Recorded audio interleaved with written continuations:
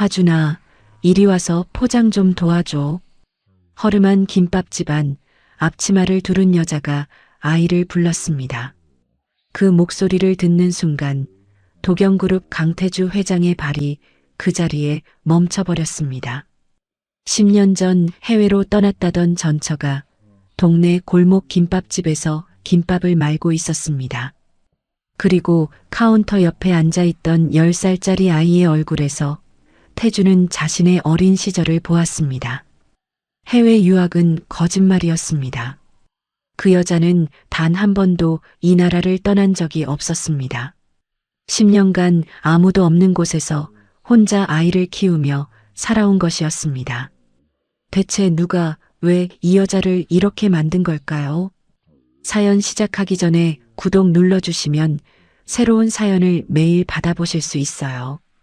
오늘의 사연 시작합니다. 주말 아침 햇살이 차 안으로 비스듬히 쏟아지고 있었습니다.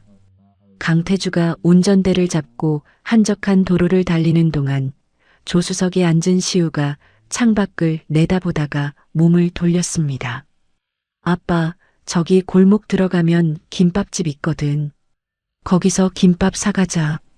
태주가 백미러를 흘끗 보며 입을 열었습니다. 경기장 근처에 뭐 파는 데 많을 텐데. 아니, 거기 김밥이 진짜 맛있어.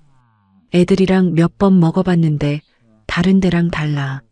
시우가 손가락으로 골목 입구를 가리켰습니다. 태주가 고개를 한번 끄덕이더니 방향 지시등을 켜고 골목 안쪽으로 차를 돌렸습니다. 좁은 골목 한편에 자리 잡은 작은 김밥집 앞에 차가 멈췄습니다.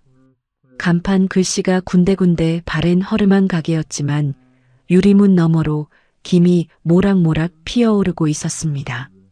시우가 먼저 차 문을 열고 내렸고 태주도 뒤따라 가게 안으로 들어섰습니다. 주방 안쪽에서 앞치마를 두른 여자가 김밥을 말고 있었습니다. 카운터 옆 작은 탁자에는 10살쯤 되어 보이는 남자아이가 고개를 숙이고 공책에 뭔가를 쓰고 있었습니다. 여자가 고개를 돌리지 않은 채 말했습니다. 하준아, 이리 와서 포장 좀 도와줘. 태주의 발이 그 자리에 멈췄습니다. 목소리가 귀를 파고드는 순간 온몸의 피가 한꺼번에 발끝으로 쏠리는 것 같았습니다. 여자가 손님이 들어온 기척에 고개를 돌렸습니다. 김밥 칼을 쥔 손이 미세하게 떨렸지만 여자는 시선을 재빨리 거두고 아이를 향해 말했습니다. 하준아, 손님이시다. 주문 받아들여. 윤서진이었습니다. 10년 전 해외 유학을 떠났다고 들었던 사람이 김밥집 앞치마를 두르고 서 있었습니다. 태주는 하준이라 불린 아이의 얼굴을 보았습니다.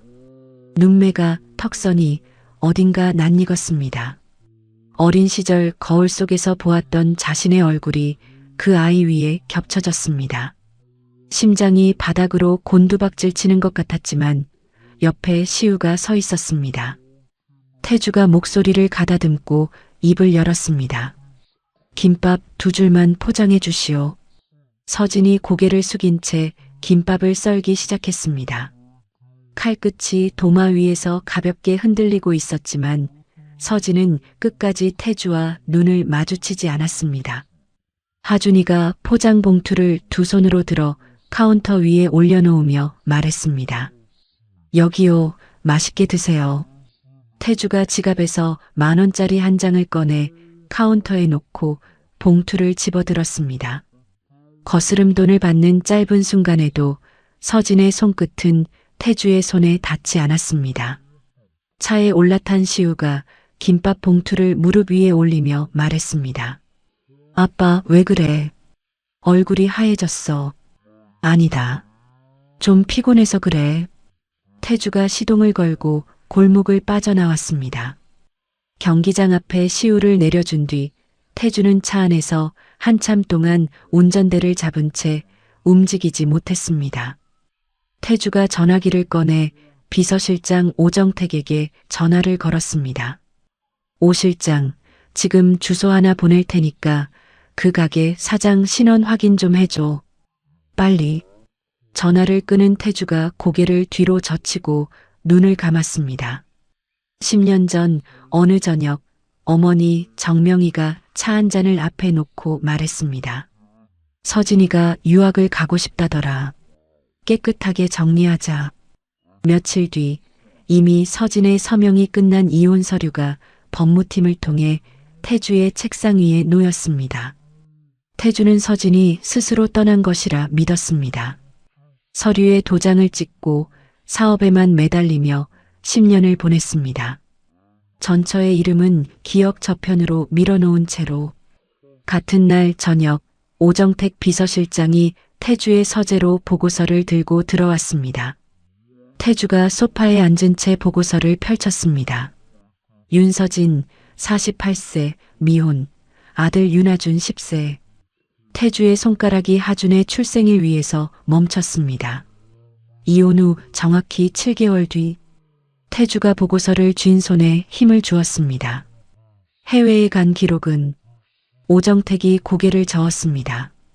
없습니다. 출국 기록이 전혀 없고 10년간 서울 외곽 지역에서 식당 보조, 반찬 가게, 공장 식당 등을 전전하다가 3년 전에 그 골목에 김밥집을 열었습니다. 태주가 보고서를 내려놓고 두 손으로 얼굴을 감쌌습니다. 임신한 상태로 쫓겨났을 수도 있다는 생각이 머릿속을 채우자 숨이 막히는 것 같았습니다. 태주가 자리에서 벌떡 일어나 차 키를 집어들었습니다. 청담동 어머니 자택에 도착한 태주가 거실 문을 열고 들어서자 명희가 소파에 앉아 찻잔을 들고 있었습니다. 서진이가 해외로 떠난 게 아닙니다. 이 근처에서 줄곧 살고 있었고 아이까지 있습니다. 명희가 찻잔을 내려놓지 않은 채 태주를 올려다보았습니다. 그 여자가 제 발로 떠난 거다. 아이 문제는 나도 모르는 일이야. 명희의 손이 흔들리지 않았습니다. 찻잔을 입에 가져가 한 모금 마시는 동작까지 평소와 다를 것이 없었습니다. 태주가 어머니의 눈을 들여다보았습니다. 너무 태연했습니다. 놀라지도 않고 되묻지도 않는 그 반응이 오히려 태주의 가슴을 서늘하게 만들었습니다. 명희의 자택을 나선 태주가 차 안에서 오정택에게 다시 전화를 걸었습니다. 10년 전에 이혼 실무를 처리한 법무팀 사람들, 지금 어디 있는지 확인해줘. 특히 이상호 전무. 오정택의 목소리가 수화기 너머로 돌아왔습니다. 이상호 전무는 5년 전에 퇴사한 뒤 연락이 끊겼습니다. 태주가 전화를 끊고 어둠 속에서 이를 악물었습니다. 단순한 합의 이혼이 아니었을 수 있다는 의심이 가슴 안에서 단단하게 굳어가고 있었습니다. 다음 날 오전 태주가 비서 없이 혼자 김밥집을 다시 찾았습니다. 아직 영업 시작 전이었고 서진이 가게 안에서 밥을 짓고 있었습니다. 서진이 유리문 너머로 태주를 보았습니다. 밥주걱을 쥔 손이 멈췄지만 서진은 문을 열지 않았습니다. 태주가 유리문 앞에 서서 입을 열었습니다. 서진아, 하준이가 내 아이야. 서진이 한참 동안 아무 말 없이 서 있었습니다. 밥주걱에서 밥알이 하나 떨어져 바닥에 닿는 소리마저 들릴 것 같은 침묵이었습니다. 서진이 천천히 고개를 들고 태주를 똑바로 바라보았습니다. 그 질문을 할 자격이 당신한테 있어. 서진의 목소리는 낮았지만 날이 서 있었습니다. 서진이 몸을 돌려 가게 셔터를 내려버렸습니다. 철제 셔터가 바닥에 닿으며 쿵 하는 소리가 골목에 울렸습니다. 태주가 셔터 앞에 선 채 움직이지 못했습니다. 유리문 틈 사이로 서진이 하준을 꼭 끌어안고 있는 모습이 보였습니다. 서진의 어깨가 들썩이고 있었습니다. 소리 없이 우는 서진의 뒷모습을 본 태주의 두 손이 처음으로 떨리기 시작했습니다. 같은 시각 태주의 집 서재에서는 소라가 남편의 차량 운행 기록을 확인하고 있었습니다. 화면 위에 이틀 연속 같은 골목의 좌표가 찍혀 있었습니다. 소라가 전화기를 들어 개인 비서 차민수에게 전화를 걸었습니다. 이 주소에 있는 가게 사장이 누군지, 우리 남편이랑 무슨 사이인지 알아내. 조용히. 소라의 눈이 차갑게 가라앉았습니다. 재혼 전부터 소라는 태주의 전처에 대해 한 가지만 들어왔습니다.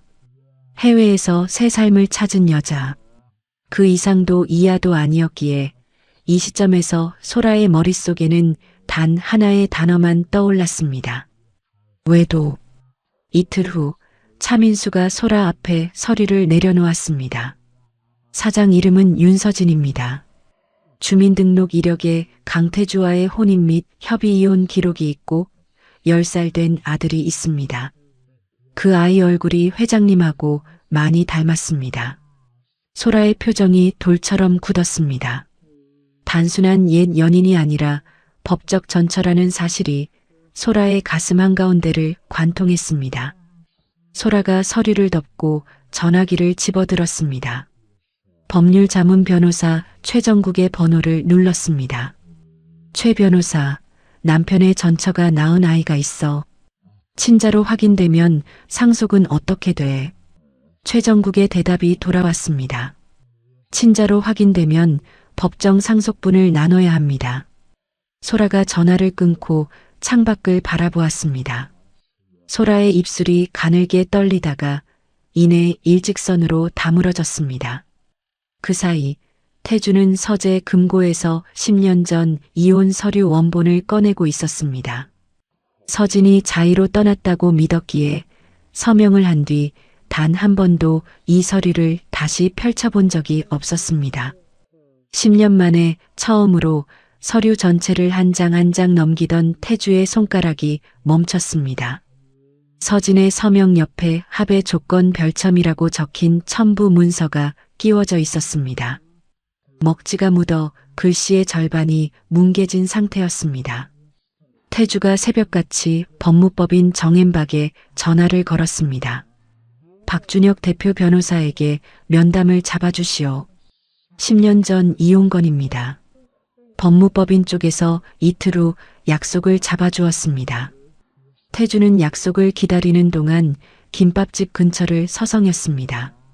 가게 안으로 들어가지는 못한 채 먼 발치에서 카운터에 앉아 혼자 그림을 그리고 있는 하준을 바라보았습니다. 서진은 아직 가게에 돌아오지 않았고 아이는 엄마를 기다리며 색연필을 움직이고 있었습니다. 그 작은 뒷모습 안에 아버지의 자리가 비어 있다는 사실이 처음으로 구체적인 무게가 되어 태주의 가슴을 눌렀습니다. 법무법인 정엠박의 회의실은 커다란 창 하나를 빼면 사방이 책장으로 둘러싸여 있었습니다. 태주가 테이블 맞은편에 앉은 박준혁 대표 변호사를 마주 보았습니다. 태주가 서류 봉투에서 이혼 서류 별첨 사본을 꺼내 테이블 위에 올려놓았습니다. 이 별첨의 원본을 확인하고 싶습니다. 먹지가 묻어서 절반이 안 보입니다. 박준혁이 안경을 고쳤으며 서류를 들여다보았습니다. 한참을 읽던 박준혁이 서류를 내려놓고 태주를 올려다보았습니다. 이 별첨은 서약서입니다. 윤서진 씨가 이혼 후 강씨 일가 및 도경그룹 관계자와 일절 접촉하지 않겠다는 내용이고 서진 씨 서명 외에 정명희 여사의 직인과 당시 법무팀 이상호 전무의 확인 서명이 찍혀 있습니다. 태주의 손이 테이블 위에서 천천히 주먹을 쥐었습니다. 그러면 이건 합의 이혼이 아니라 단순한 합의라고 보기는 어렵습니다. 이상호 전무가 별도로 서진 씨 측에 위약금 조항을 구두로 전달했고 접촉 금지를 어기면 손해배상 소송을 걸겠다고 예고했습니다. 제가 당시 그 자리에 배석했으니 분명히 기억합니다. 태주가 의자 등받이에 등을 기대며 천장을 올려다보았습니다.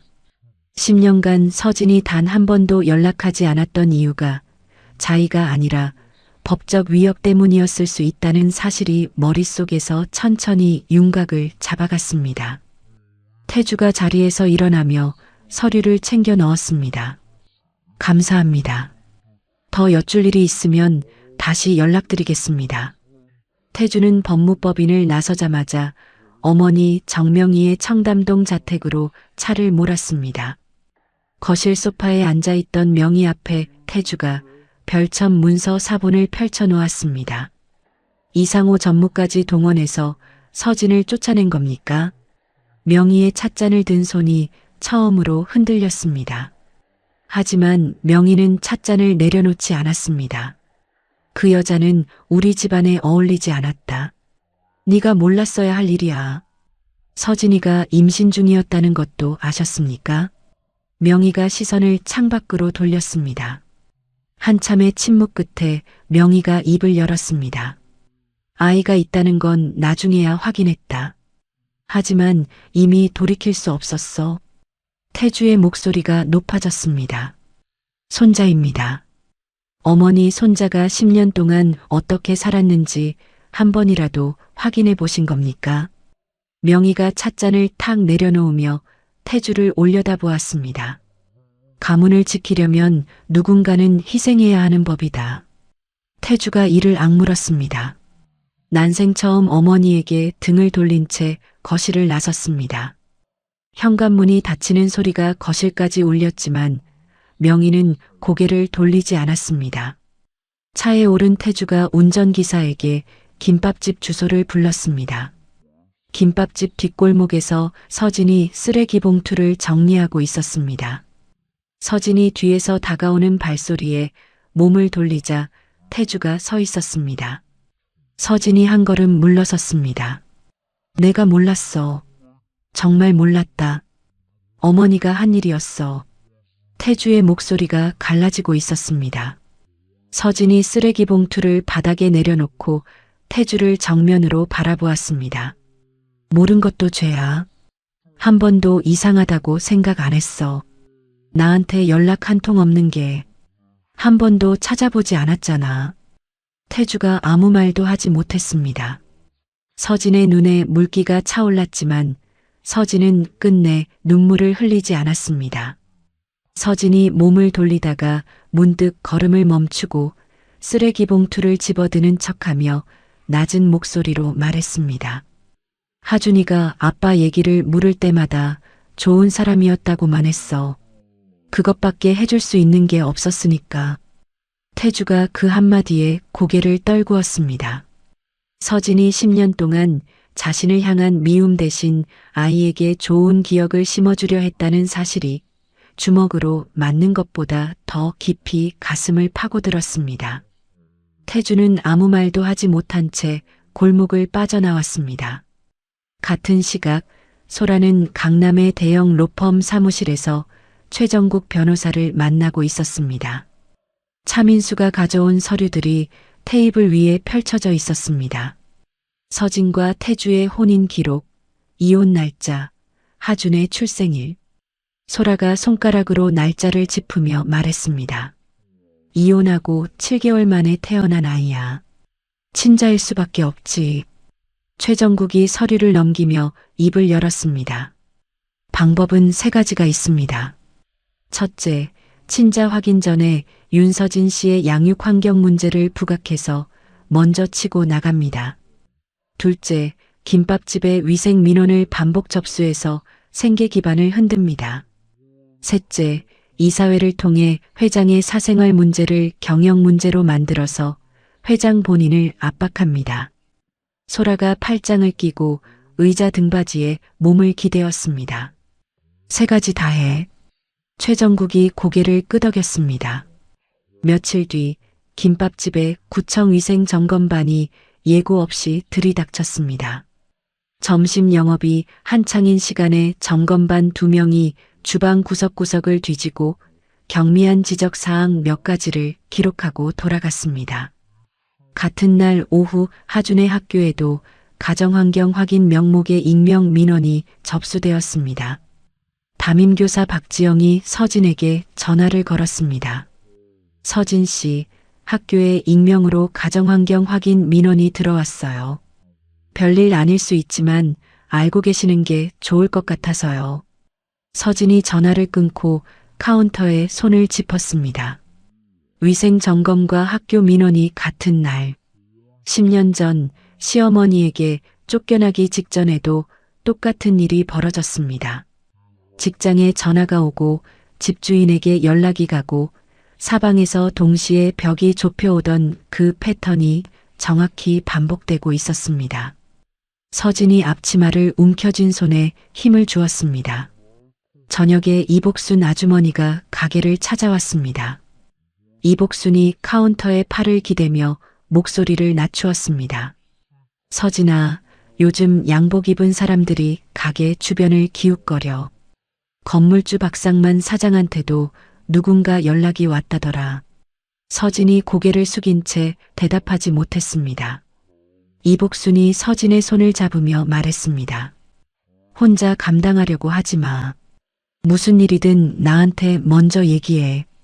그날 밤 서진은 하준을 재운 뒤 방 한쪽에 여행 가방을 꺼내 놓았습니다. 옷가지를 반쯤 넣다가 잠든 하준의 얼굴을 들여다보았습니다. 이불 위로 삐져나온 작은 손, 고르게 오르내리는 가슴. 서진이 가방 지퍼에 올린 손을 천천히 내렸습니다. 다음 날 오전 태주는 오정택 비서실장으로부터 김밥집에 익명위생 민원이 접수된 사실을 보고받았습니다. 민원 접수 경로를 추적해봤더니 도경그룹 계열사 중 하나의 주소에서 접수된 것으로 확인됩니다. 태주가 미간을 좁혔습니다. 아직 그 계열사가 소라와 연결된다는 사실까지는 파악하지 못한 상태였습니다. 같은 날 오전 서진이 하준을 학교에 보내고 가게 오픈 준비를 하고 있을 때 유리문이 열렸습니다. 검은색 코트를 입은 여자가 명함을 내밀었습니다. 도경그룹 회장 부인 한소라입니다. 서진이 명함을 받아들지 않았습니다. 소라가 명함을 카운터 위에 올려놓고 서진을 마주 보았습니다. 이 동네에서 조용히 정리하고 떠나면 충분히 보상할게. 아이 교육비, 정착금 포함해서 3억이면 괜찮지. 서진의 손이 떨렸습니다. 10년 전 시어머니가 건넨 봉투, 그 안에 들어있던 수표, 그리고 깨끗하게 정리하자는 말. 서진이 카운터 너머로 소라를 똑바로 올려다보았습니다. 10년 전에도 같은 말을 들었어요. 그때도 안 받았고 지금도 안 받습니다. 서진이 가게 문으로 걸어가 문을 활짝 열었습니다. 소라가 입술을 깨물며 가게를 나섰습니다. 차에 올라탄 소라가 최정국 변호사에게 전화를 걸었습니다. 안 먹혀. 강하게 가자. 건물주 압박이랑 학교 민원 동시에 밀어. 그날 저녁 태주가 김밥집을 찾았을 때 가게 셔터가 내려져 있었습니다. 전화를 걸어보았지만 서진의 전화는 꺼져 있었습니다. 태주가 셔터 앞에 서서 유리문 틈으로 안을 들여다보았습니다. 조명이 꺼진 어둠 속에서 서진이 하준을 아는 채 가게 바닥에 앉아 있었습니다. 반쯤 싼 짐가방이 옆에 놓여 있었습니다. 태주가 호주머니에서 펜을 꺼내 메모지에 자신의 전화번호를 적었습니다. 그 아래에 한 줄을 더 썼습니다. 태주가 접은 메모지를 가게 우편함에 밀어넣고 돌아섰습니다. 차에 오른 태주가 오정택에게 전화를 걸었습니다. 서진이네 김밥집에 어떤 압력이 들어가고 있는지 전부 파악해. 민원 출처, 건물주 접촉 기록 다 뒤져. 같은 밤 서진이 하준을 재운 뒤 가게 문을 열고 우편함을 확인했습니다. 접힌 메모지를 펼치자 태주의 전화번호 아래 한 줄이 적혀 있었습니다. 무슨 일이 있어도 이번에는 도망 안 해도 된다. 내가 지킨다. 서진이 메모지를 오래 들여다보았습니다. 접지도 버리지도 않은 채 한참을 서 있다가 천천히 가게 안으로 들어갔습니다. 서진이 계산대 서랍을 열고 메모지를 접어 서랍 안쪽 깊숙이 밀어넣은 뒤 서랍을 닫았습니다. 다음 날 아침 태주는 오정택의 중간 보고를 받았습니다. 익명 민원의 출처, 건물주에 대한 접촉 시도, 그리고 소라의 개인 비서 차민수의 동선까지. 태주가 보고서를 내려놓고 창밖을 바라보았습니다. 소라가 배우라는 확신이 거의 굳어지고 있었지만 태주는 아직 소라에게 직접 맞서지 않았습니다. 태주가 전화기를 들어 측근 부사장 장도연에게 전화를 걸었습니다. 도연아, 이사회에서 뭔가 터질 수 있어. 미리 대비해둬. 사흘 뒤 아침 태주가 김밥집 근처 골목을 걷고 있을 때 가게 앞 벤치에 앉아있던 중년 남자가 자리에서 일어나 태주 앞을 막아섰습니다. 강태주 회장님이시죠? 태주가 걸음을 멈추고 남자를 위아래로 훑어보았습니다. 낡은 점퍼에 구겨진 서류 봉투를 들고 있었습니다. 도경그룹 감사실에서 15년간 근무했던 한명수입니다.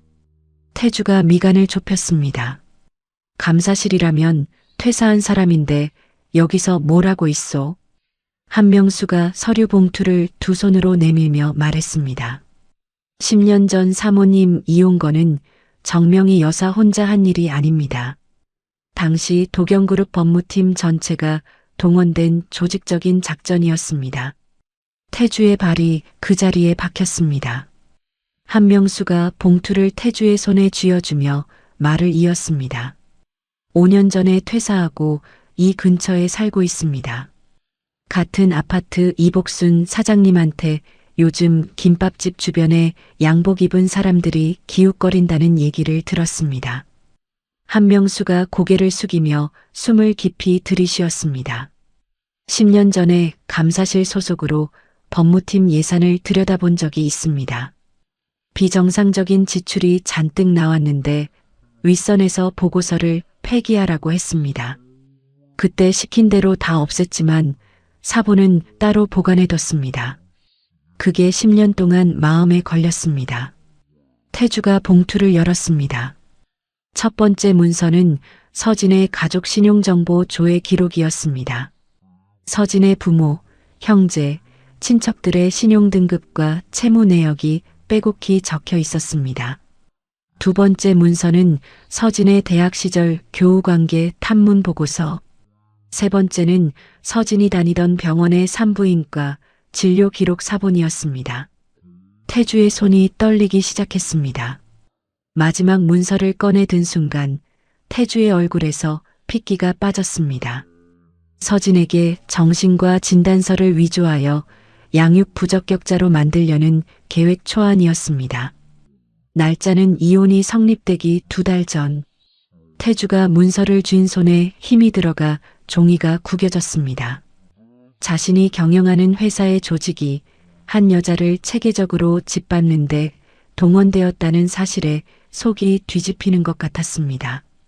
태주는 이 문서들을 들고 곧장 김밥집으로 갔습니다. 서진이 주방에서 밥을 짓다가 태주의 얼굴을 보고 밥주걱을 내려놓았습니다. 네가 당한 일의 전부를 알게 됐어. 회사 조직까지 동원된 일이었다. 태주가 서류를 카운터 위에 펼쳤습니다. 서진이 천천히 서류를 넘기기 시작했습니다. 신용조회 기록, 교우관계 탐문 보고서, 산부인과 기록, 마지막 계획 초안까지 다 읽은 서진의 손끝이 하얗게 질렸습니다. 내가 직접 지킬 거야. 이번에는 절대 이런 일이 없도록. 서진이 서류에서 눈을 떼고 태주를 올려다보았습니다. 이걸 10년 전에 알았어야지. 당신이 그 자리에 앉아있는 한 그 보호라는 건 언제든 걷어들일 수 있는 거야. 서진의 목소리는 차가웠지만 서류를 쥔 손가락은 풀리지 않았습니다. 태주가 아무 말도 하지 못하고 서 있자 서진이 카운터 의자에 앉으며 고개를 숙였습니다. 한참의 침묵 끝에 서진이 입을 열었습니다. 임신 8주 때 어머님이 불렀어. 아이를 포기하고 떠나면 조용히 끝내주겠다고 했어. 태주가 카운터 맞은편에 천천히 앉았습니다. 거부했더니 며칠 뒤에 법무팀 이상호라는 사람이 찾아왔어.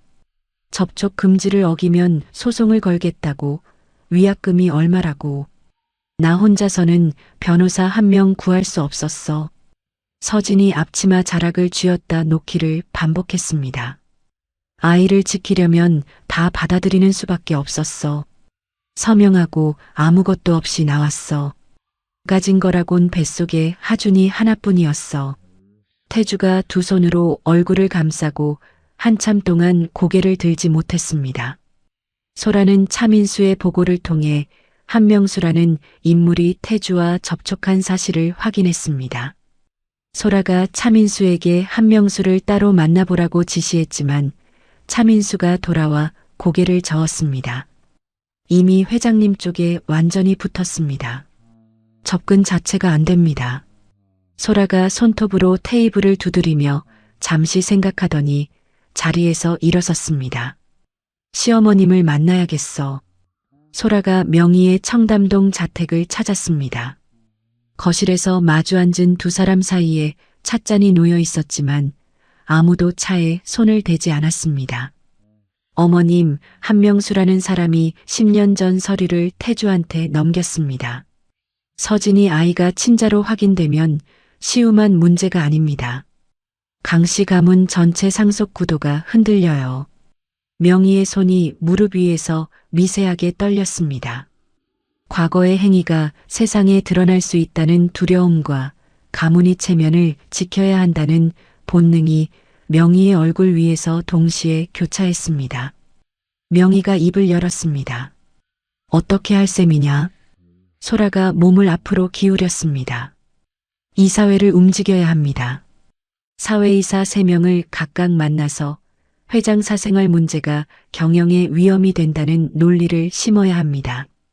명희가 찻잔을 들어 올렸다가 다시 내려놓았습니다. 내가 직접 나서는 건 안 된다. 어머님이 직접 안 나서셔도 됩니다. 제가 움직이겠습니다. 다만 어머님의 이름이 뒤에 있어야 이사들이 움직여요. 명희가 천천히 고개를 끄덕였습니다. 처음으로 며느리 소라와 명시적으로 손을 잡는 순간이었습니다. 며칠 사이에 소라와 명희는 사회이사 3명을 개별적으로 만났습니다. 이사회 긴급 안건으로 회장 사생활 문제 점검이라는 이름의 의제를 상정하겠다고 태주에게 통보했습니다. 태주가 서재에서 통보서를 읽고 장도연 부사장에게 전화를 걸었습니다. 이사회에서 나를 밀어내려는 거야. 어머니랑 소라가 합세했어. 장도연이 수화기 너머에서 침착하게 답했습니다. 해임안이 되려면 이사 과반수가 찬성해야 합니다. 지금 우리 편이 넷, 상대가 셋, 아직 입장을 안 정한 사회이사가 둘이에요. 김태한 교수랑 윤성호, 이 두 사람만 잡으면 막을 수 있습니다. 태주가 이를 악물었습니다. 급하게 움직이지 말고 증거를. 다음 날 오후 서진이 법률구조공단 상담실에 다시 앉았습니다. 김유라가 서류 묶음을 펼쳐놓고 펜으로 하나씩 짚어가며 말했습니다. 임대차 문제만이 아니에요.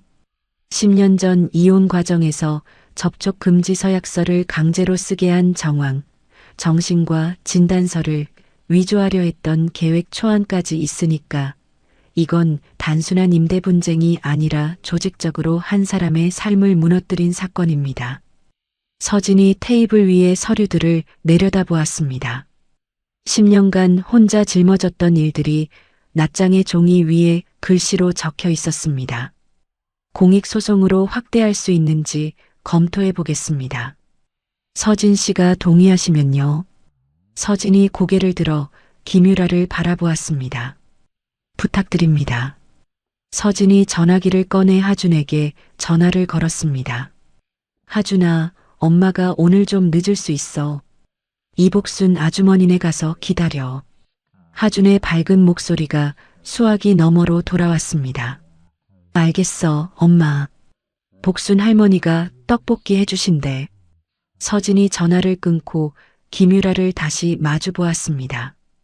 그날 밤늦게까지 두 사람은 머리를 맞대고 구체적인 대응 방안을 하나씩 짚어나갔습니다. 같은 시각 태주는 장도연 부사장과 본사 회의실에서 마주 앉아 있었습니다.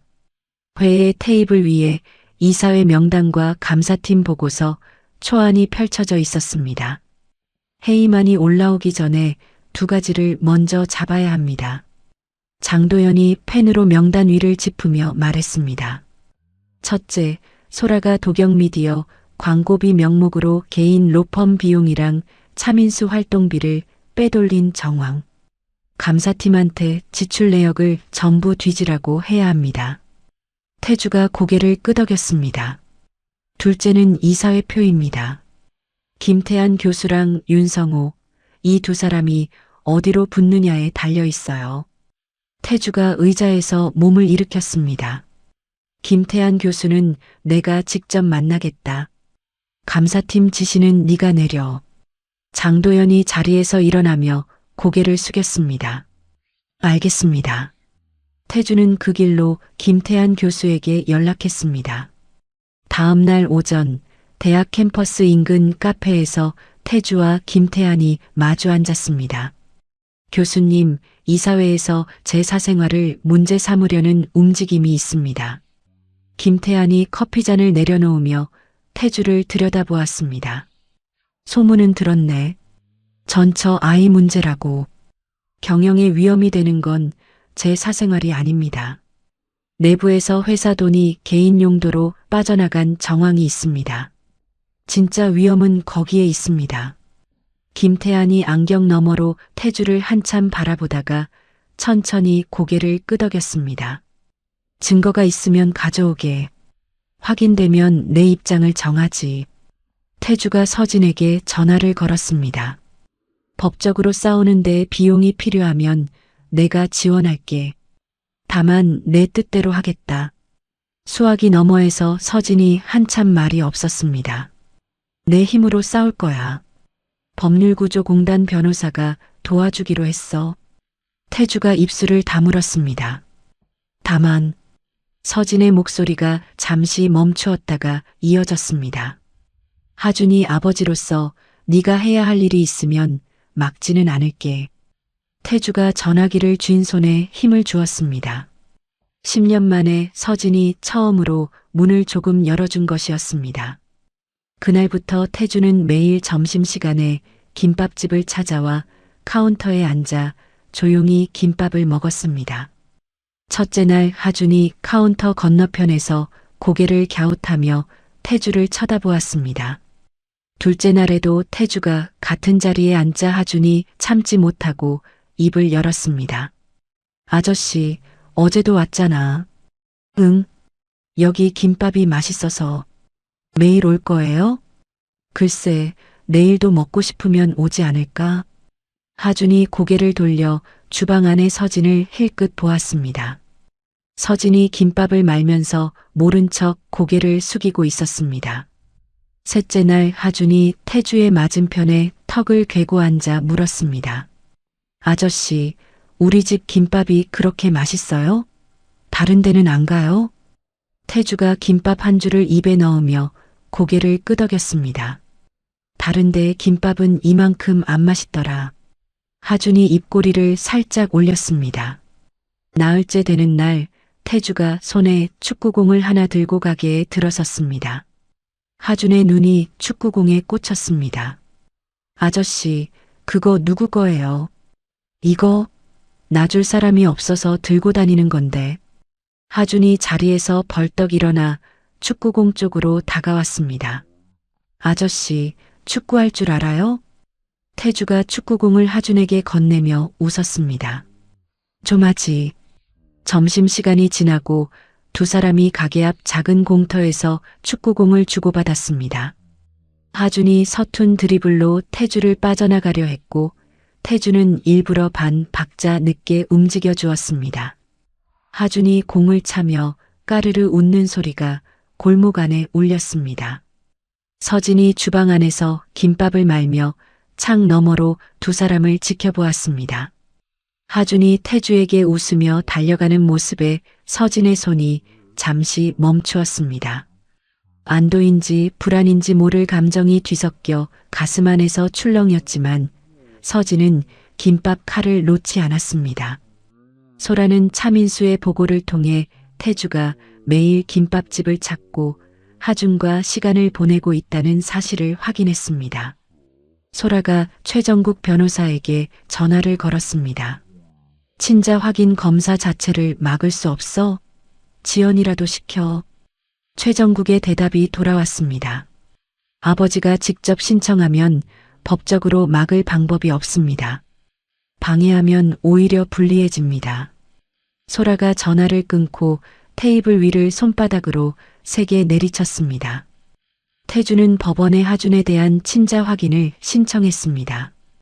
가정법원이 서진과 하준, 태주 세 사람의 검사를 명령했습니다. 병원에서 체열을 하는 동안 하준이 서진의 손을 잡고 물었습니다. 엄마, 이거 아프면 어떡해? 안 아파. 주사 한 번이면 끝이야. 그 아저씨도 같이 검사해? 서진이 하준의 머리를 쓰다듬으며 고개를 끄덕였습니다. 그래, 같이 하는 거야. 건강검사. 하준이 고개를 끄덕이고 간호사에게 팔을 내밀었습니다. 결과가 나오기까지 2주가 걸렸습니다. 그 사이 태주는 하준의 축구 연습을 매주 보러 갔고 학교 앞에서 간식을 건넸습니다.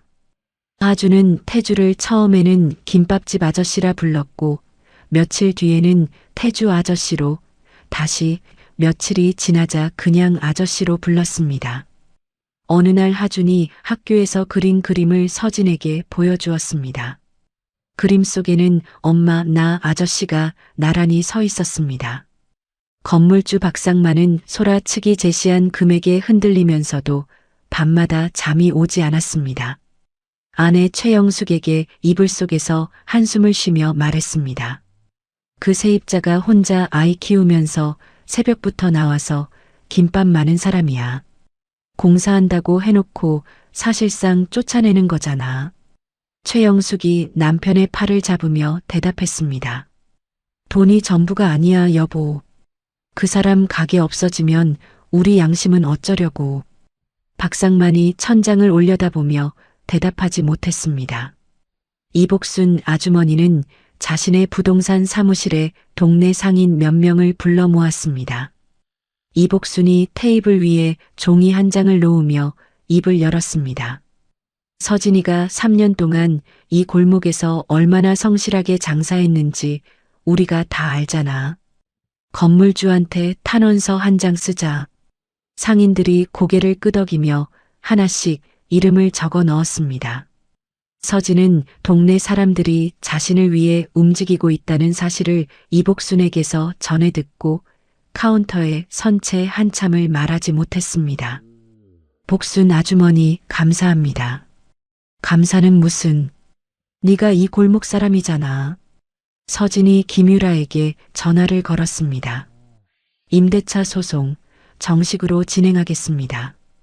2주 뒤 법원에서 친자 확인 결과가 담긴 봉투가 김밥집 주소로 도착했습니다.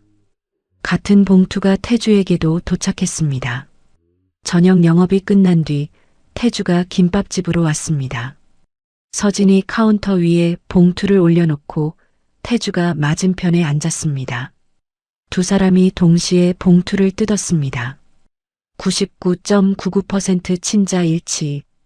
태주가 결과지를 쥔 채 고개를 숙였습니다. 종이를 잡은 손이 떨리고 있었습니다. 서진은 이미 알고 있던 사실이었지만 서류 위의 숫자가 그것을 공식으로 만드는 순간의 무게에 눈을 감았습니다. 가게 안에 긴 침묵이 내려앉았습니다. 서진이 먼저 입을 열었습니다. 하준이한테 뭐라고 할 건지 생각해놨어. 태주가 고개를 들었습니다. 네가 허락해주면 내 입으로 직접 말하고 싶어? 서진이 카운터 위에 놓인 결과지를 천천히 접으며 대답했습니다. 하준이가 받아들일 준비가 돼야 해. 서두르지 마. 태주가 고개를 끄덕였습니다. 가족관계 서류에 아버지로 이름을 올리고 성도 바꾸는 절차를 법원에 같이 신청하려고 해. 서진이 고개를 저었습니다. 성 바꾸는 건 하준이가 충분히 이해할 수 있을 때 그 아이 의견을 먼저 듣고 하자. 태주가 서진의 눈을 바라보았습니다. 알겠어. 내 말대로 하자. 태주가 자리에서 일어나 가게 문 쪽으로 걸어갔습니다. 서진이 태주의 등 뒤에서 입을 열었다가 멈추었습니다. 태주가 문손잡이를 잡고 뒤를 돌아보았습니다. 서진이 앞치마를 만지작거리며 말을 꺼냈습니다. 내일 하준이 학교에서 학부모 상담이 있는데. 서진이 말끝을 흐렸습니다. 태주가 한 발짝 다가서며 물었습니다. 같이 가도 돼? 서진이 짧게 고개를 끄덕였습니다. 태주가 가게를 나선 뒤 서진은 하준의 방문을 살짝 열었습니다. 책상 위에 하준이 오늘 새로 그린 그림이 놓여 있었습니다. 엄마, 나 태주 아저씨가 김밥집 앞에 나란히 서 있고 간판 위에 작은 글씨가 적혀 있었습니다. 우리 가족? 물음표가 붙어 있었습니다. 서진이 그 물음표를 한참 들여다보다가 그림을 가슴에 안고 눈을 감았습니다. 하준의 학교 상담실 문 앞에서 서진과 태주가 나란히 섰습니다. 서진이 문손잡이를 잡았다가 태주를 힐끗 올려다보았습니다. 태주가 고개를 한번 끄덕여 보였습니다. 서진이 문을 열고 안으로 들어섰습니다. 담임교사 박지영이 자리에서 일어나 두 사람을 맞았습니다. 박지영의 시선이 태주에게서 멈추었습니다. 아버지 되시는 분인가요? 서진의 입이 열렸다가 닫혔습니다. 짧은 침묵 사이에 태주가 먼저 대답했습니다. 네, 하준이 아버지입니다. 박지영이 눈을 한번 깜빡이며 의자를 가리켰습니다. 앉으세요. 사실 하준이가 최근에 정서적으로 좀 불안한 모습을 보여서 걱정이 있었는데 아버지가 계시다면 하준이한테 큰 안정이 될 겁니다. 상담이 끝난 뒤 서진과 태주가 학교 앞 벤치에 나란히 앉았습니다. 운동장에서 아이들이 뛰어노는 소리가 바람에 실려왔습니다. 서진이 무릎 위에 손을 모으며 입을 열었습니다. 하준이한테 갑자기 아빠라고 하면 혼란스러울 거야. 하준이가 먼저 물어볼 때까지 자연스럽게 같이 있는 시간을 늘리자. 태주가 운동장 쪽을 바라보며 고개를 끄덕였습니다. 내 판단에 따를게. 닷새 뒤 주말 오후 태주가 하준을 데리고 동네 축구장에 나왔습니다. 하준이 공을 몰고 달리다가 발이 엉켜 앞으로 넘어졌습니다. 무릎에서 피가 배어나왔습니다. 하준이 무릎을 잡고 얼굴을 찡그리며 소리쳤습니다. 아빠 아파. 태주의 몸이 굳었습니다. 손에 들고 있던 물병이 잔디 위로 떨어졌습니다. 태주가 무릎을 꿇고 하준의 다친 무릎을 수건으로 눌렀습니다. 하준이 자신이 무슨 말을 했는지 깨달은 듯 얼굴이 빨개져서 고개를 푹 숙였습니다. 태주가 수건으로 하준의 무릎을 닦아주며 조심스럽게 말했습니다. 하준아, 아저씨를 아빠라고 불러도 돼. 하준이 고개를 숙인 채 한참을 바닥만 보았습니다. 잔디 위에 개미 한 마리가 지나가는 것도 보일 만큼 긴 침묵이었습니다. 진짜 아빠 맞아요? 태주가 하준의 눈높이에 맞춰 고개를 낮추었습니다. 그래, 진짜 아빠다. 늦어서 미안하다. 하준이 고개를 끄덕였습니다. 울지 않았습니다. 하준이 잔디 위에 굴러간 축구공을 집어들고 일어서며 말했습니다. 아빠, 그러면 슛 다시 해봐요. 축구장 철조망 너머에서 서진이 두 사람을 지켜보고 있었습니다. 서진이 입술을 깨물며 철조망을 잡은 손에 힘을 주었습니다. 하준이 공을 차며 웃는 소리가 바람을 타고 서진에게까지 닿았습니다. 태주는 친자 확인 결과를 근거로 가정법원에 가족관계 서류 정정을 신청했습니다. 아버지란에 강태주를 올리는 절차였습니다. 성 변경은 서진과의 약속대로 하준의 뜻을 확인한 뒤 별도로 진행하기로 했고 김유라가 법률구조공단 차원에서 절차를 지원했습니다.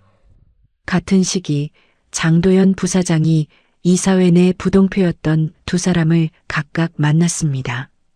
김태한 교수에게는 감사팀이 확보한 소라 측 비자금 지출 내역 요약본을 건넸고 윤성호에게는 도경미디어의 광고비 집행 이상 내역을 보여주었습니다. 김태한이 서류를 넘기며 고개를 끄덕였습니다. 경영 위험은 회장 사생활이 아니라 여기에 있었군. 윤성호도 같은 결론에 도달했습니다. 이사회표 대결에서 태주가 과반수를 확보하면서 명의와 소라 측이 밀어붙이려던 회장 적합성 재검토 안건은 의제 채택 단계에서 부결되었습니다. 이사회 안건이 무산된 직후 감사팀이 소라의 비자금 유용 정황을 정식으로 보고했습니다. 도경미디어 광고비 명목으로 최정국 변호사 로펌에 6차례에 걸쳐 1억 2천만 원, 차민수의 활동비로 3천만 원이 집행된 내역이었습니다. 이사회는 소라에 대한 내부 징계 절차를 시작했습니다. 최정국 변호사가 소라에게 전화를 걸었습니다. 더 이상 대리하기 어렵습니다. 사임하겠습니다. 소라가 전화기를 잡은 손이 하얗게 질렸습니다. 변호사마저 손을 떼자 서진과 하준에게 가해지던 모든 압박이 동력을 잃었습니다. 위생 민원도 학교 민원도 건물주 매수 시도도 멈추었습니다. 건물주 박상만이 김밥집을 직접 찾아왔습니다. 서진이 카운터 뒤에서 박상만을 올려다보았습니다. 박상만이 모자를 벗으며 고개를 숙였습니다. 서진 사장님, 내용 증명은 취소하겠습니다. 공사 계획도 없었던 걸로 하겠습니다. 계속 장사하세요. 서진이 카운터 밖으로 나와 박상만에게 깊이 고개를 숙였습니다. 감사합니다, 사장님. 손님이 늘기 시작했습니다. 소문이 퍼진 탓인지 호기심에 찾아오는 사람들이 점심마다 줄을 섰습니다. 서진이 혼자 감당하기 어려운 날이 이어지자 처음으로 주방 보조를 구하기로 했습니다. 면접을 본 사람은 동네에서 혼자 손녀를 키우는 60대 여성 강복남이었습니다. 강복남이 앞치마를 매며 서진에게 말했습니다. 사장님, 나도 혼자 손녀 키우는 입장이라 사장님 사정 잘 알아요. 열심히 할게요. 서진이 웃으며 고개를 끄덕였습니다. 소라는 시우에게 직접 말했습니다. 내 아빠한테 배 다른 동생이 있어. 그 아이 때문에 내 몫이 줄어들 수 있어. 시우가 소라의 얼굴을 한참 들여다보았습니다. 그게 무슨 뜻이야, 엄마. 내 아빠가 전에 결혼했던 여자한테 아들이 있었다는 거야. 10살짜리. 시우가 의자에서 일어나 방으로 들어가 문을 닫았습니다. 며칠 동안 시우는 학교에서도 멍하니 앉아 있었고 집에서도 말이 없었습니다. 며칠 뒤 시우가 태주의 서재문을 열고 들어왔습니다. 아빠, 그 아이가 진짜 아빠 아들이야? 태주가 책상에서 고개를 들어 시우를 바라보았습니다.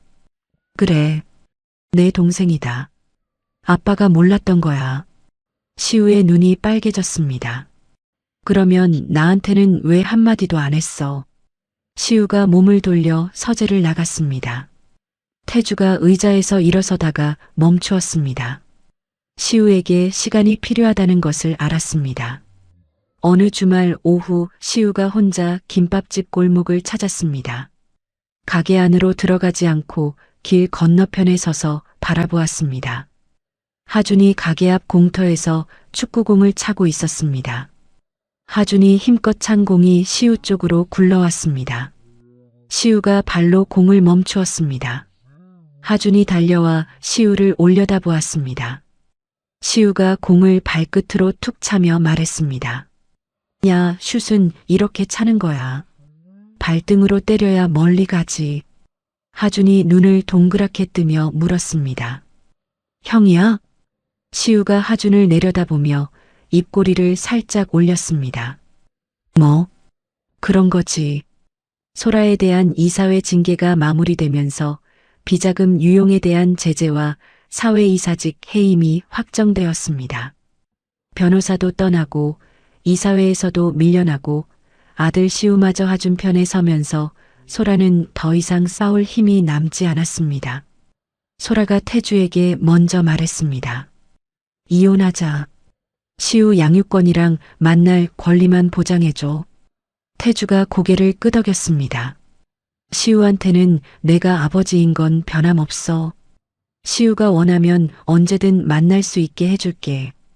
태주가 시우를 불러 앉혔습니다. 엄마랑 아빠가 따로 살게 됐다. 하지만 네가 엄마 만나는 건 언제든 괜찮아. 시우가 한참 동안 아무 말 없이 바닥을 내려다보다가 고개를 끄덕였습니다.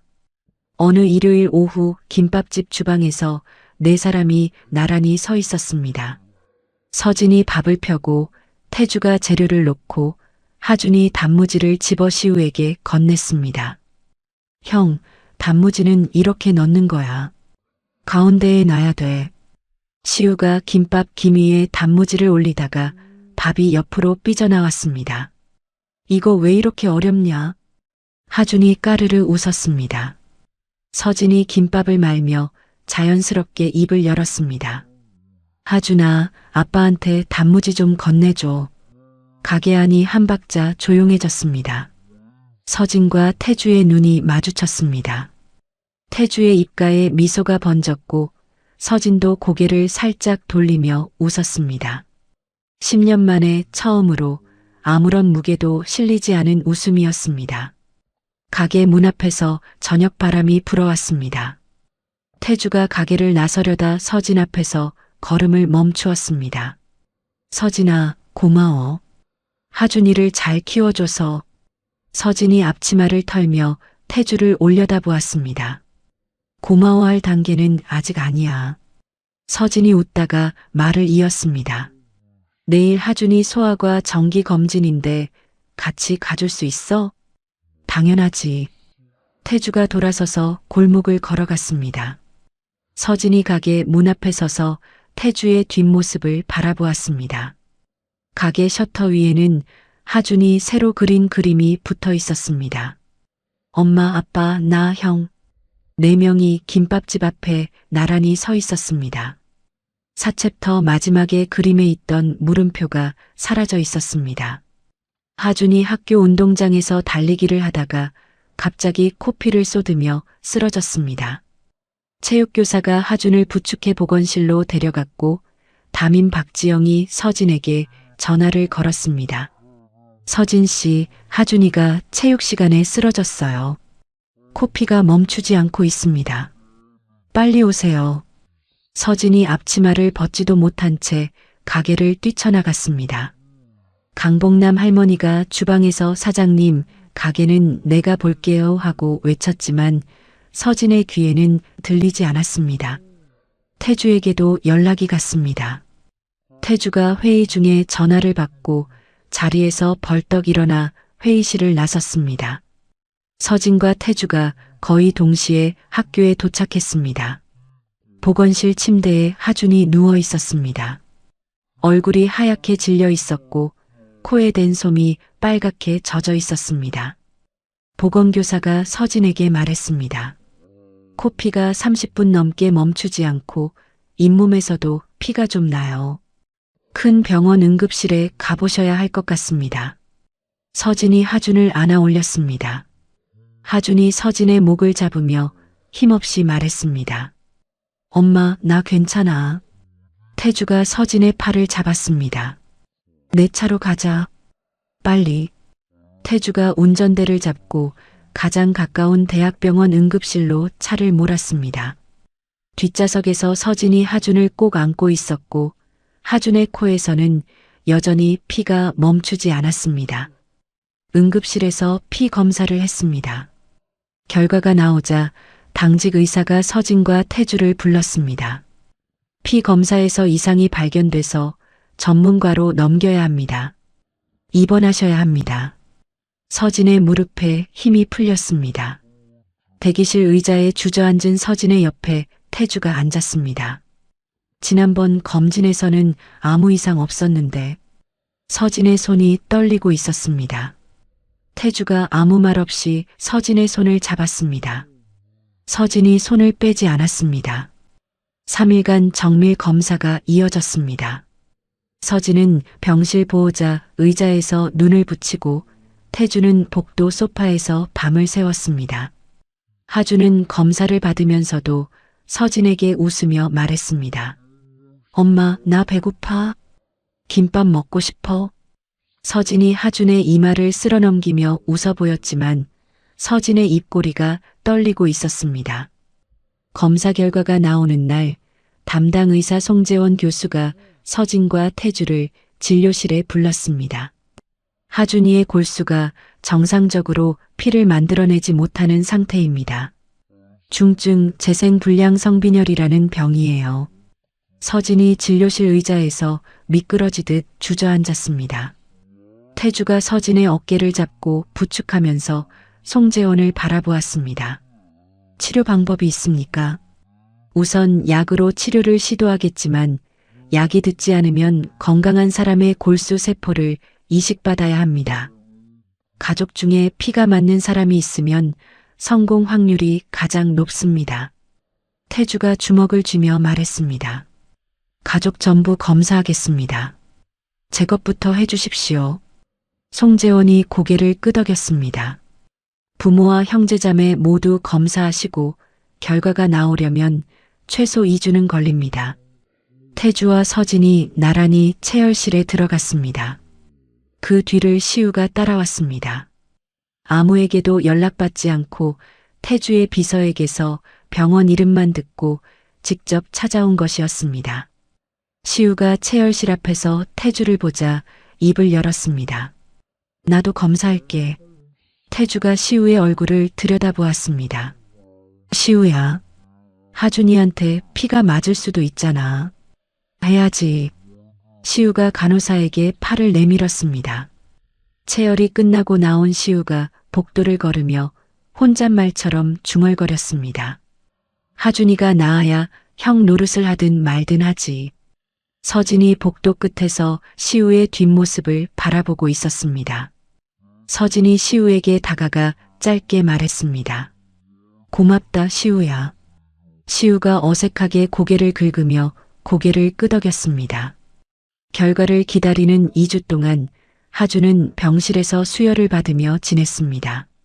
서진은 새벽에 김밥집으로 가서 재료를 준비해 놓고 강복남 할머니에게 가게를 맡긴 뒤 병원으로 달려오는 하루를 반복했습니다.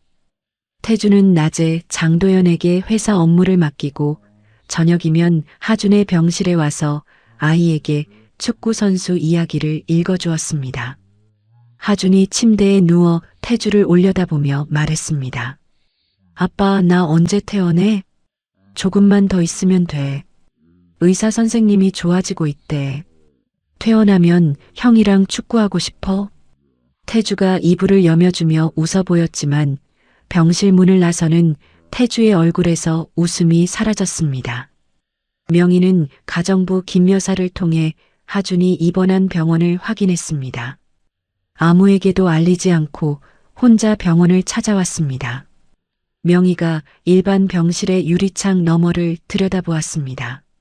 하준이 침대에 누워있고 옆에서 태주가 책을 읽어주고 있었습니다. 명희의 발이 그 자리에 멈추었습니다. 하준의 얼굴에서 태주의 어린 시절이 보였습니다. 명희가 지팡이를 짚은 채 복도 벽에 한 손을 대고 한참을 움직이지 못했습니다. 복도를 돌아 나오던 명희와 서진이 마주쳤습니다. 두 사람의 눈이 부딪혔습니다. 명희의 입이 열렸다가 닫혔습니다. 서진도 아무 말하지 않았습니다. 명희가 먼저 시선을 거두고 돌아섰습니다. 서진이 명희의 등을 바라보았습니다. 10년 전의 분노와 손자를 걱정하며 병원까지 찾아온 할머니의 뒷모습이 서진의 가슴 안에서 부딪혔습니다. 서진은 아무것도 말하지 않고 병실로 돌아갔습니다. 약 치료 첫 단계가 끝난 뒤 송재원 교수가 서진과 태주를 다시 불렀습니다. 약에 대한 반응이 기대만큼 나오지 않고 있습니다. 골수 이식을 본격적으로 준비해야 할 단계입니다. 서진이 손으로 입을 막았습니다.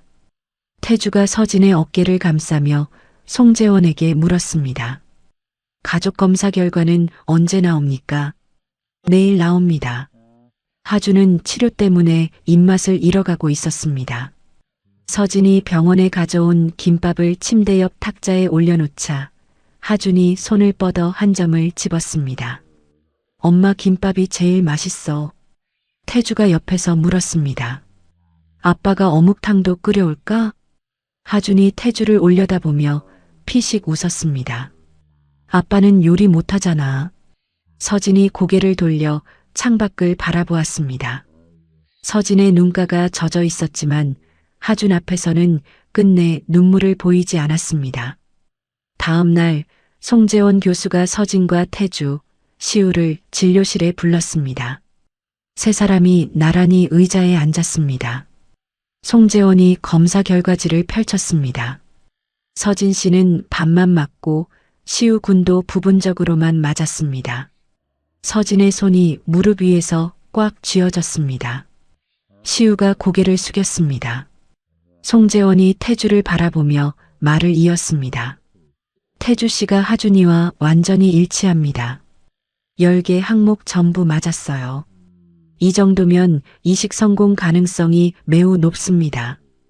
태주가 자리에서 몸을 앞으로 기울이며 말했습니다. 당연히 하겠습니다. 송재원이 고개를 끄덕이며 설명을 이어갔습니다. 이식 전에 하준이의 몸을 준비시키는 치료가 필요하고 이식 후에는 2주에서 3주간 무균실에서 격리해야 합니다. 태주 씨도 사전 건강 검진을 받으셔야 하고요.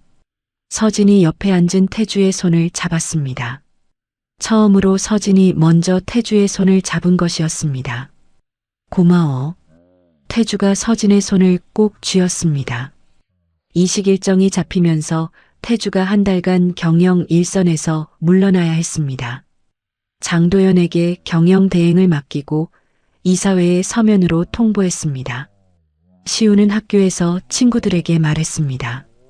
내 동생이 피가 부족한 병에 걸려서 수혈이 계속 필요해. 우리 학교에서 헌혈 캠페인 하면 안 될까? 담임교사와 학생회가 동의했습니다. 하준이를 위한 헌혈 릴레이가 시우의 학교에서 시작되어 인근 학교까지 퍼져나갔습니다. 수술 전날 밤 병원 옥상 정원에서 태주와 서진이 나란히 벤치에 앉았습니다. 서울의 불빛이 아래쪽에 촘촘히 깔려 있었습니다. 태주가 입을 열었습니다. 10년 전으로 돌아갈 수 있으면 절대 안 놓쳤을 거야. 서진이 고개를 저었습니다. 돌아가지 않아도 돼. 지금 여기서 하준이 아빠로 있어줘. 그거면 돼. 두 사람 사이로 차가운 밤바람이 지나갔습니다. 태주가 무릎 위에 손을 올리며 말했습니다. 수술 끝나면 하고 싶은 게 하나 있어. 뭔데? 하준이한테 어묵탕 끓여주겠다고 했으니까 요리 좀 배워야겠다. 서진이 태주를 돌아보며 웃음을 터뜨렸습니다. 그건 진짜 걱정된다. 두 사람이 자리에서 일어나 병실로 돌아갔습니다. 수술 당일 아침 7시 태주가 수술복으로 갈아입기 전에 무균실 유리창 앞에 섰습니다. 인터폰 버튼을 누르자 유리 너머 하준이 고개를 돌렸습니다. 하준아, 아빠가 좋은 거 주고 올게. 눈 뜨면 아빠 여기 있을 거야. 하준이 마스크 너머로 웃으며 인터폰에 대고 말했습니다. 아빠도 아프지 마. 태주가 유리창에 손바닥을 대었습니다. 하준이 안쪽에서 같은 자리에 작은 손바닥을 갖다 대었습니다. 태주가 유리창에서 손을 떼고 복도를 걸어가는데 시우가 벽에 기대어 서 있었습니다. 시우가 태주 앞에서 몸을 일으키며 말했습니다. 아빠, 잘하고 와. 시우가 주먹을 쥐어 보였습니다. 태주가 시우의 어깨를 한번 두드렸습니다. 형이 동생 잘 지켜라. 태주가 의료진을 따라 복도 끝으로 사라졌습니다. 시우가 대기실로 걸어가 서진 옆 의자에 앉았습니다. 서진이 시우를 힐끗 보았지만 아무 말도 하지 않았습니다. 시우도 말없이 앞만 바라보았습니다. 두 사람 사이에 말은 없었지만 같은 방향을 바라보고 있었습니다. 시간이 더디게 흘렀습니다. 대기실 시계의 초침 소리가 유난히 크게 들렸습니다. 이복순 아주머니가 비닐봉투를 들고 대기실에 나타났습니다. 이복순이 서진 옆에 앉으며 봉투에서 김밥과 음료를 꺼냈습니다. 사장님, 밥은 먹어야지. 쓰러지면 누가 하준이를 봐. 서진이 고개를 저었습니다. 아주머니, 지금은 못 먹겠어요. 한 줄만이라도 먹어. 하준이가 일어나면 엄마 얼굴부터 볼 거 아니야. 서진이 김밥 한 점을 손에 들었지만 입으로 가져가지 못하고 한참을 쥐고 있었습니다. 시우가 옆에서 낮게 중얼거렸습니다. 하준이 형이 할 수 있는 거라고는 여기서 기다리는 것뿐이라 답답해요. 서진이 시우의 어깨를 가만히 토닥여 주었습니다. 네가 와준 것만으로도 하준이한테는 큰 힘이야. 4시간이 지났습니다. 의료진이 대기실로 나와 서진에게 말했습니다. 채취는 성공적으로 끝났습니다. 지금 바로 하준 환자에게 이식을 진행합니다. 서진이 자리에서 일어나다 다리에 힘이 풀려 비틀거렸습니다. 시우가 서진의 팔을 잡아 부축했습니다. 송재원 교수가 이식 후 설명을 했습니다. 이식한 세포가 하준이의 골수에 자리를 잡고 정상적으로 피를 만들기 시작하는지 확인하는데 2주에서 3주가 걸립니다. 그 기간이 가장 중요한 고비이고 무균실 격리는 계속 유지됩니다. 서진이 고개를 끄덕였습니다. 이식 후 첫 주 하준은 치료의 후유증으로 고열에 시달렸습니다. 구토가 멈추지 않았고 입안이 헐어서 물 한 모금 삼키기도 힘들어했습니다. 무균실 밖에서는 유리창 너머로 아이를 볼 수만 있었습니다. 서진은 하루에 3번 간호사를 통해 하준의 상태를 전해 들었습니다. 체온 38도 5부입니다. 구토는 조금 줄었고요. 서진이 유리창에 이마를 대고 눈을 감았습니다. 안으로 들어가 아이의 손이라도 잡아주고 싶었지만 유리 한 장이 세상에서 가장 두꺼운 벽이었습니다. 태주가 매일 같은 시간에 병원에 왔습니다. 채취 후 몸이 완전히 회복되지 않아 얼굴에 핏기가 없었지만 서진 옆 의자에 앉아 말했습니다. 같이 기다리자. 이식 후 열흘째 되는 날 하준의 체온이 39도를 넘겼습니다. 송재원 교수가 긴급으로 항생제를 바꾸고 추가 검사를 지시했습니다. 서진이 무균실 유리창 앞에서 다리가 풀려 무너질 듯 서 있었습니다. 태주가 뒤에서 서진의 팔을 잡았습니다. 서진이 태주의 팔에 이마를 기대었습니다. 태주도 두려움을 감추지 못하고 있었습니다. 서진의 어깨가 떨리고 태주의 손도 떨리고 있었습니다. 두 사람이 서로를 부축하며 유리창 앞에 서 있었습니다. 48시간이 지났습니다. 항생제를 바꾼 뒤 하준의 열이 37도대로 내려왔습니다. 송재원 교수가 서진과 태주에게 말했습니다. 고비는 넘겼습니다. 하지만 아직 이식한 세포가 완전히 자리를 잡았는지 확인하려면 시간이 더 필요합니다. 하준이 유리창 너머로 손을 흔들었습니다. 서진과 태주가 동시에 웃음을 지었습니다. 이식 후 14일째 명희가 가정부 김 여사의 부축을 받으며 병원에 다시 나타났습니다. 이번에는 복도에서 멈추지 않았습니다. 명희가 무균실 유리창 앞까지 걸어와 안을 들여다보았습니다. 하준이 침대에 누워 천장을 바라보고 있었습니다. 명희가 유리창에 손을 대었습니다. 지팡이를 짚은 다른 손에 힘이 들어가 손등의 핏줄이 도드라졌습니다. 명희가 유리창에서 돌아서자 서진이 복도 끝에 서 있었습니다. 명희가 서진에게 천천히 다가갔습니다. 명희의 입이 열렸다가 닫히기를 2번. 명희가 지팡이를 짚은 채 고개를 깊이 숙였습니다. 내가 한 일은 변명할 수가 없다. 이 아이가 살아나면 남은 날 동안 속죄하마. 서진이 명희를 올려다보았습니다. 10년간 가슴속에 쌓인 것들이 목구멍까지 차올랐지만 서진은 그것을 삼켰습니다. 하준이가 건강해지면 그때 다시 이야기하겠습니다. 명희가 고개를 끄덕였습니다. 김 여사가 명희의 팔을 잡고 복도를 천천히 걸어 나갔습니다. 명희의 등이 작아져가는 것을 서진이 한참 바라보다가 병실로 돌아갔습니다. 이식 후 3주째 송재원 교수가 서진과 태주를 진료실에 불렀습니다.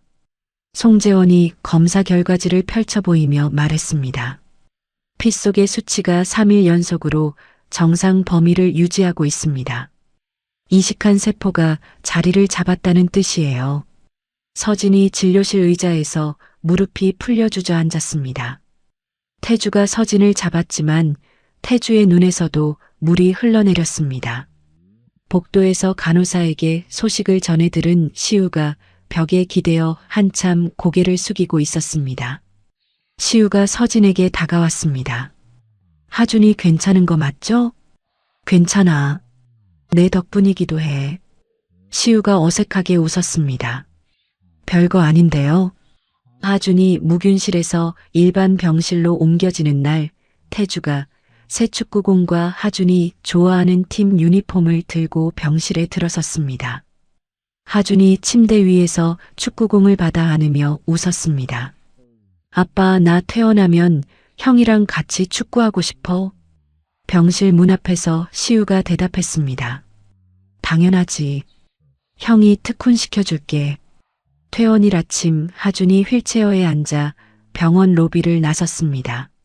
서진이 한쪽에서 휠체어를 밀고 태주가 다른 쪽에서 짐을 들었습니다. 시우가 하준의 축구공을 들고 뒤따랐습니다. 병원 정문 앞에는 이복순 아주머니와 동네 상인 몇 명, 그리고 강복남 할머니가 손글씨 카드를 들고 서 있었습니다. 하준이 카드를 읽으며 웃었습니다. 하준아, 빨리 나와라. 복남 할머니 글씨다. 강복남이 눈물을 닦으며 손을 흔들었습니다. 김밥집으로 돌아온 하준이 가게 문을 열고 들어서며 말했습니다.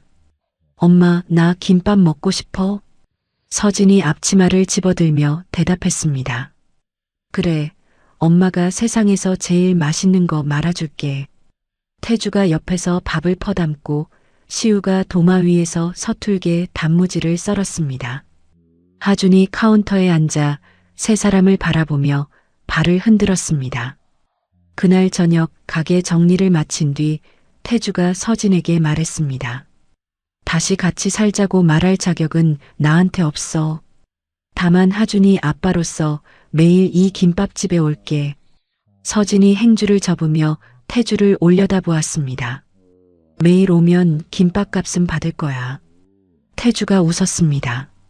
서진도 웃었습니다. 하준이 잠든 후 서진은 계산대 서랍을 열었습니다. 태주가 남겼던 메모지가 접힌 채 그 자리에 있었습니다.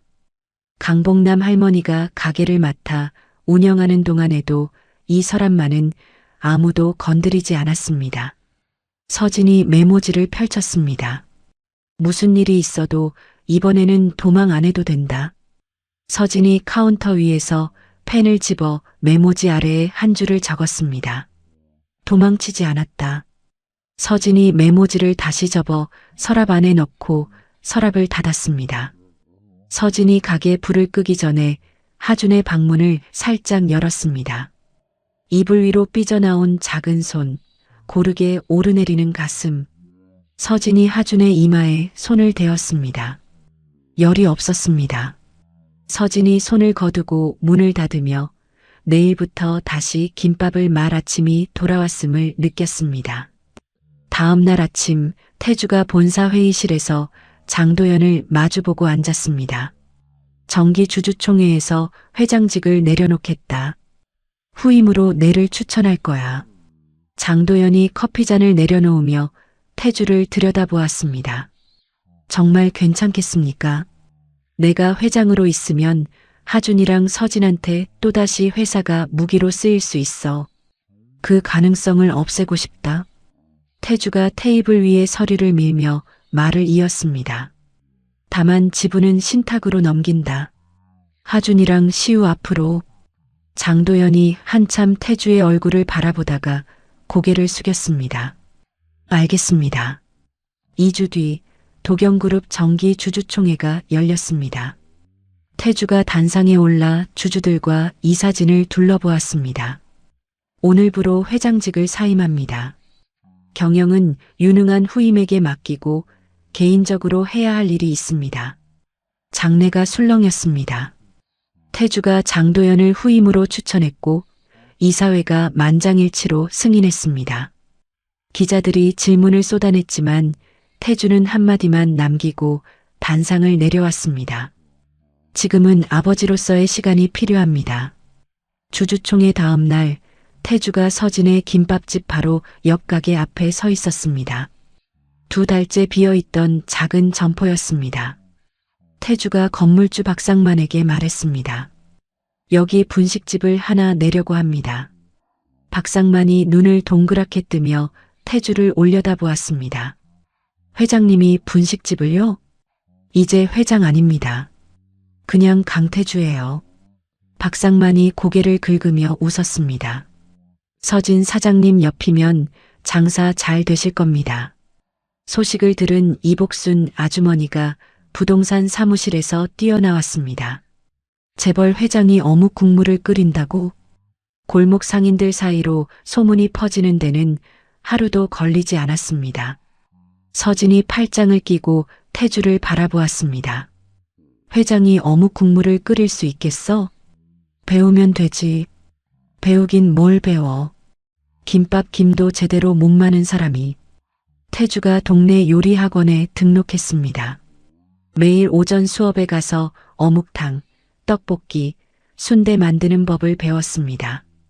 첫 주에는 어묵꼬치를 끓이다 국물을 태워 요리학원 선생님에게 혀를 차게 만들었고, 둘째 주에는 떡볶이 소스를 너무 많이 넣어 먹을 수 없는 빨간 덩어리를 만들어 왔습니다.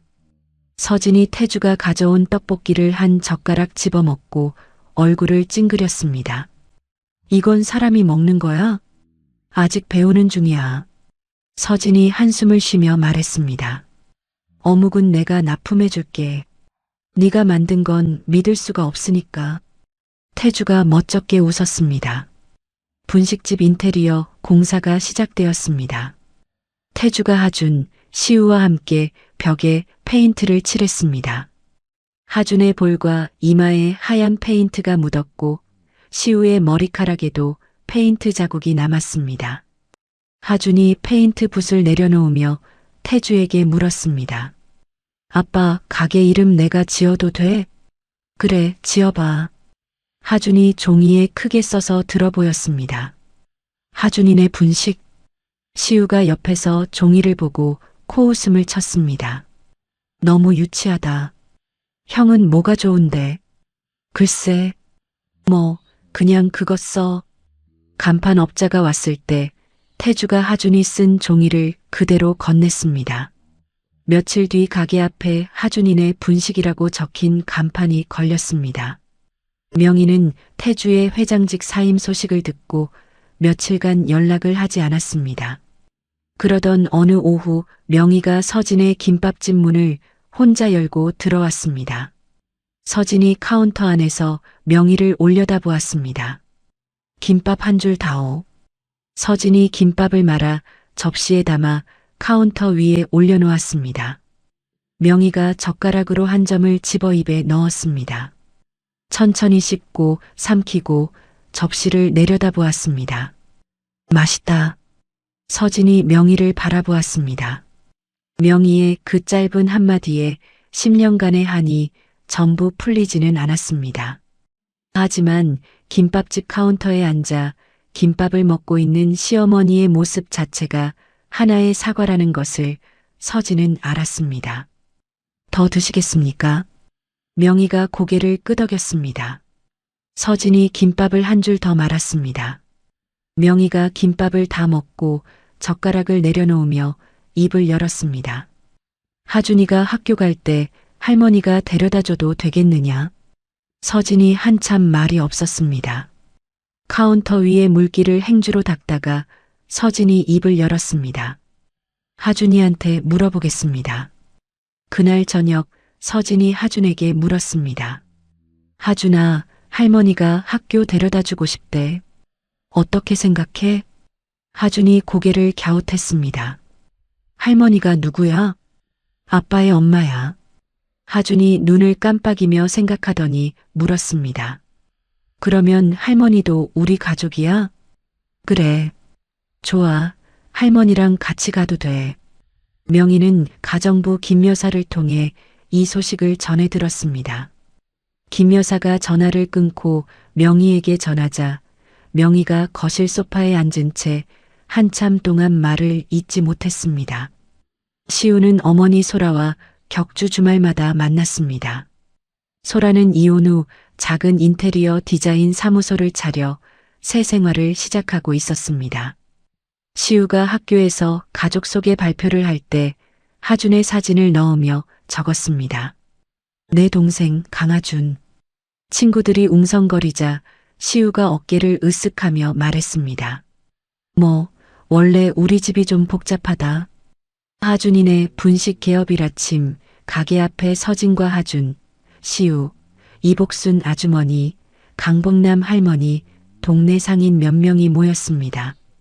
태주가 앞치마를 메고 첫 손님 앞에서 어묵을 꼬치에 꽂는데 손이 미끄러져 어묵이 바닥에 떨어졌습니다. 하준이 앞치마를 두르며 달려왔습니다. 아빠, 내가 도와줄게.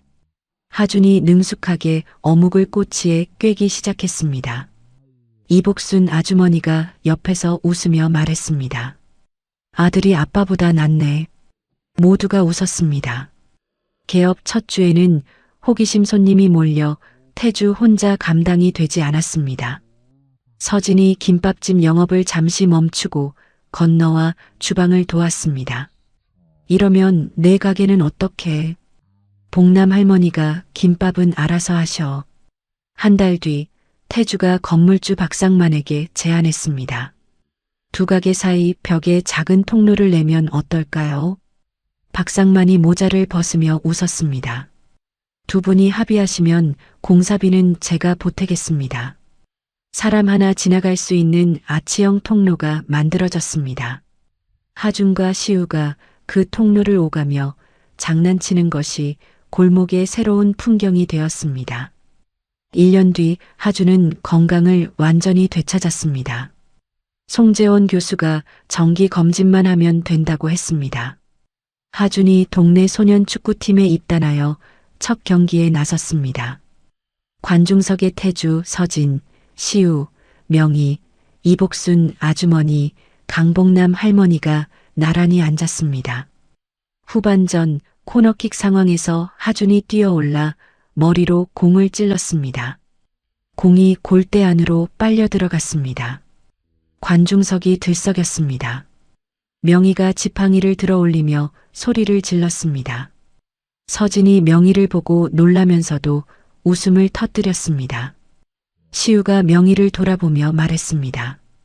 할머니, 저보다 더 흥분하셨네. 명희가 당당하게 대답했습니다. 내 손자인데 당연하지. 경기가 끝난 뒤 태주와 서진이 운동장을 나란히 걸었습니다. 태주가 걸음을 늦추며 입을 열었습니다. 우리 다시 시작할 수 있을까? 서진이 걸음을 멈추었습니다. 운동장 저편에서 하준이 시우와 공을 차며 뛰어다니고 있었습니다. 서진이 다시 걷기 시작하며 말했습니다. 천천히 가자. 하준이가 보고 있으니까. 서진의 손이 태주의 팔을 가볍게 잡았습니다. 몇 달 뒤 김밥집과 분식집이 나란히 붙어 있는 골목이 오후 햇살을 받고 있었습니다.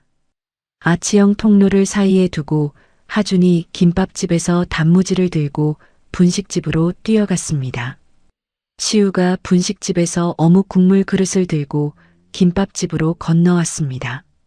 태주와 서진이 각자의 가게에서 일하면서도 통로 너머로 눈인사를 주고받았습니다. 어느 평일 점심시간 손님 한 명이 김밥집 문을 열고 들어왔습니다. 포장해 주세요. 카운터에 앉아있던 하준이 환하게 웃으며 또박또박 대답했습니다.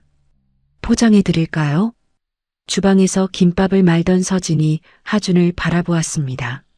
아치형 통로 너머 분식집에서 어묵 국물을 끓이던 태주도 하준을 바라보았습니다. 두 사람이 동시에 미소 지었습니다. 김밥집 셔터 위에는 하준이 그린 그림이 코팅되어 붙어 있었습니다. 그림 속에는 엄마, 아빠, 나, 형, 할머니, 복순 할머니, 복남 할머니, 7명이 두 가게 앞에 나란히 서 있었습니다. 그림 아래에는 우리 가족이라고 적혀 있었습니다. 물음표는 어디에도 없었습니다. 허름한 김밥집 골목에서 시작된 이 이야기가 오늘 막을 내렸습니다. 10년이라는 시간은 참 길었습니다. 혼자 새벽마다 일어나 밥을 짓고 김밥을 말고 아이를 학교에 보내던 서진의 하루하루가 얼마나 무겁고 외로웠을지 가슴이 먹먹해지는 이야기였습니다. 하지만 서진은 도망치지 않았습니다. 태주도 이번에는 외면하지 않았습니다. 재벌 회장 자리를 내려놓고 앞치마를 두른 남자의 어묵탕은 아마 맛이 없었을 겁니다. 그래도 괜찮았을 겁니다. 아들이 아빠, 내가 도와줄게 하며 달려와 주었으니까요. 가족이라는 건 처음부터 완벽한 모습으로 만들어지는 게 아닌 것 같습니다. 부서지고 흩어지고 한참을 돌아서 다시 모여도 그게 가족이 되는 거겠지요. 하준이가 그린 마지막 그림 속에는 7명이 나란히 서 있었습니다. 물음표 없이 우리 가족이라고 적혀 있었습니다. 그 한 줄이 이 이야기의 답이 아니었을까 싶습니다. 이야기를 끝까지 들어주신 분이 계시다면 잘 들었다고 댓글 하나만 남겨주세요. 감사합니다.